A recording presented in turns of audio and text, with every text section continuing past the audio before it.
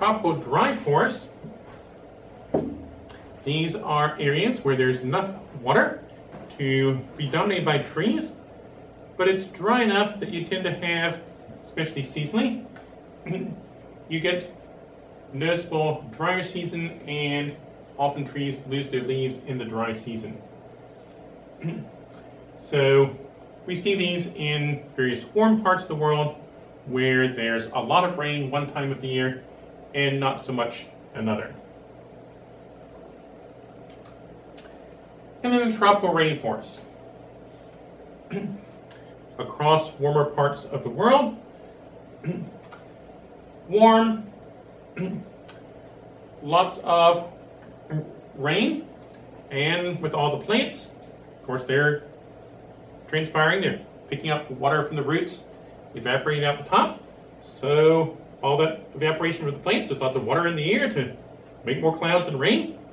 Also, these are growing in areas where the pattern of air movement favors rising air, which cools the air, which makes the clouds, which makes the rain. Very warm, very wet, chemically very hard on the soil. So the soil tends to be quite poor. How do you get all these plants growing with lousy soil? Well, on top of that lousy soil, you've got all the dead leaves and bits from plants and other things accumulating and decaying rapidly. There's lots of happy fungi and bacteria and whatnot breaking down. And so you have the nutrients that are there, but they're cycling through the system. They're not building up in the soil. Warm and wet year-round, so photosynthesis all the time is worthwhile. So our plants are typically evergreen, but they're usually flowering plants, not conifers.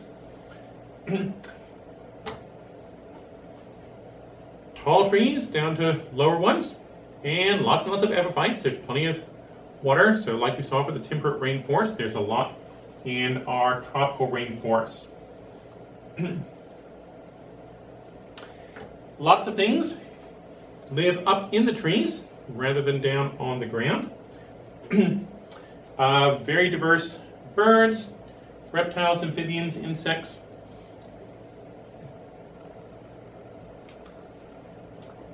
Here's a diagram for South American rainforests. We have some extra tall trees and other types of plants and animals, epiphytes, whatnot, that will be up in those. The harpy eagle, very large eagle that's flying around looking for a careless monkey or something like that to eat. Then we have the general typical canopy layer, the top layer for most trees. And then we have lower trees under that, whether they're still growing or smaller species. And small plants and various things living down on the ground as well. So lots of structural complexity. Remember, I mentioned this as one thing that helps for diversity in a habitat. Also, again, warm, rainy year-round, so not much variation in climate.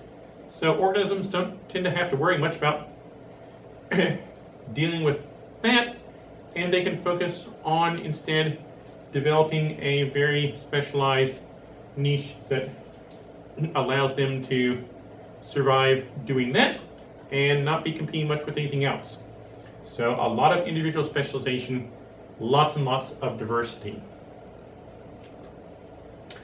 Here's a map showing major areas for these different ones. The blue highlight taller mountains. Again, as you go up the mountains, you can go through a variety of different habitat types. White being largely ice, don't have things there in particular. Our gray is the tundra, then we have the taiga or boreal forest, more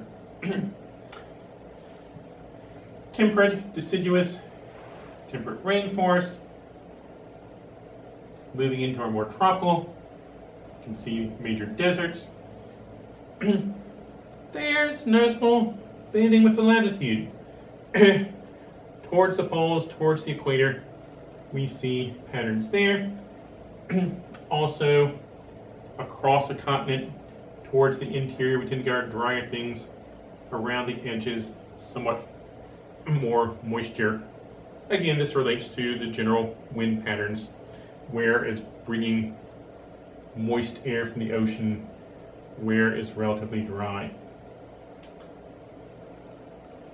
So climate, very big player in determining the major biomes and the general style of life in different places. But again, okay, yeah, we've got some temperate rainforest in here, and in here, and here, and here, although the map doesn't necessarily show it so great. But different things are found in those different ones. Yeah, it's still a temperate rainforest, but noticeably different in the things there. Okay, that's land. What about in the water? Well, if you're in the water, how much water is not an issue. So, obviously you've got different there. Key things: salinity, ocean versus freshwater are a really big one. So we do have, say, brackish water, various options there. How much oxygen? If you're up on land, you got air, you got plenty of oxygen. But in water it's more stagnant, you've got less oxygen. That's a problem there. How much light is there? One, is there enough light for photosynthesis? If you don't have your primary producers, where's your food coming from?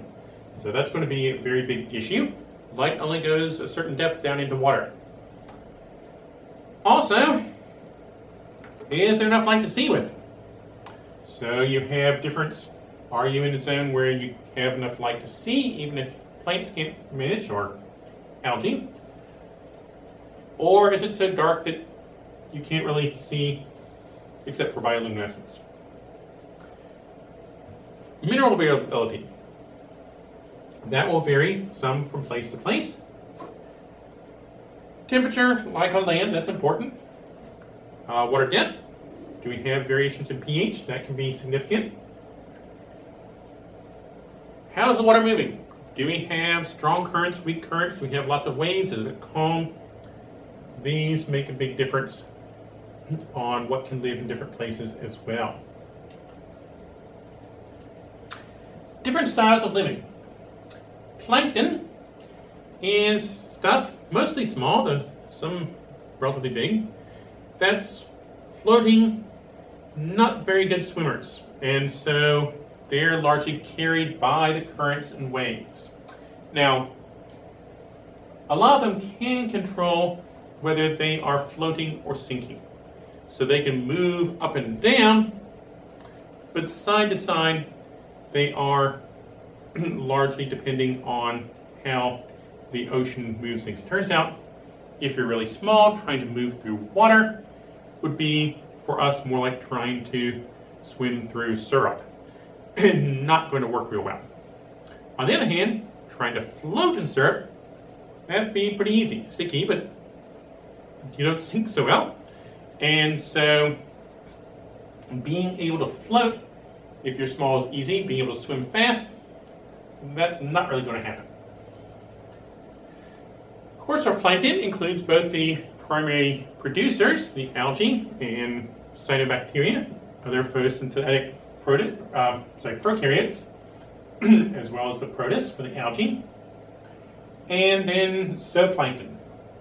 These include other protists that are not producers, but rather heterotrophs, a variety of small animals, many invertebrates, for example, and smaller fish as well. Also, the larvae of many things. Even if the adult of an animal is down on the bottom of the ocean, often the baby is drifting around in the water as plankton. So you have variety there. Nekton, these are active swimmers, big enough that they can move through the water more readily, have more muscle, that sort of thing. And so they're able to control where they're going, but they're typically moving through the water. So most fish are nectonic. Whales, sea turtles, some larger invertebrates, squid, octopus would tend to qualify here, for example. And then benthos, the things that stay on or near the bottom. Now there are some fish that are more benthic in their habits. Say, for example, flounders. Flat fish tend to hang out on the bottom, not up swimming around very much. And of course then the little baby flounder could have been part of the plankton. So you do have some variation in where you have things both with life cycle and different ones within a major group. Of course you've got all the things that live attached to the bottom, those are definitely benthos, and things that tend to crawl around the bottom, say snails and crabs and a lot of worms, things like that.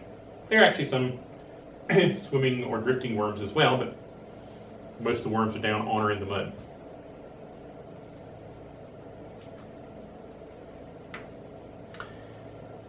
Now we can have plankton, nekton, and bentho organisms in fresh or salt water. Freshwater habitats are smaller, more different settings, because we have rivers versus lakes, as opposed to the ocean, where we don't exactly have rivers, it's bigger. So in freshwater, a very important division is between the lotic, or flowing streams, rivers, that sort of thing, and the lentic, the still water lakes and ponds.